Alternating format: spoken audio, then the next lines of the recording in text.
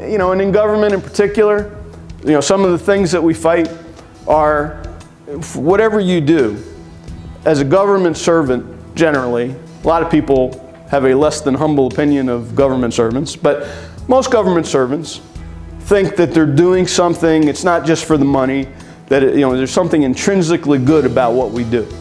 Fire and safety, life safety, whatever, the Navy, there is no amount of money. You cannot, but I don't care, who is the new, culture transformation guru, there is not a price tag you can put on a sailor's life.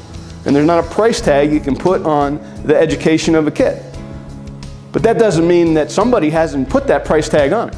Some of the voters have said, you're getting this much money. It doesn't matter how much you ought to get. The voters say, you get this much to go execute our government, and here's what we expect from that dollar. So, given that you do have limited resources, how do you apply them best to deliver what's most important to those people who are paying the bill?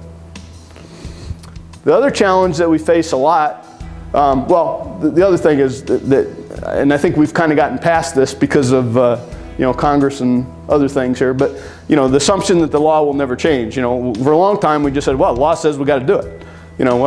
When times get tough, all of a sudden people find a way to change the law.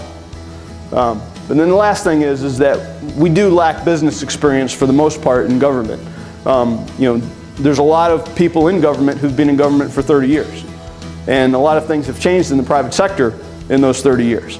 So it helps to have some outside perspective, even if you don't have it in your organization. That's kind of where consultants do come in handy, is that to understand what it's like out there now and what you can do things differently. Because if you're insulated and you've always done that way for 30 years and you don't know any better way to do it, it's hard to get at it today.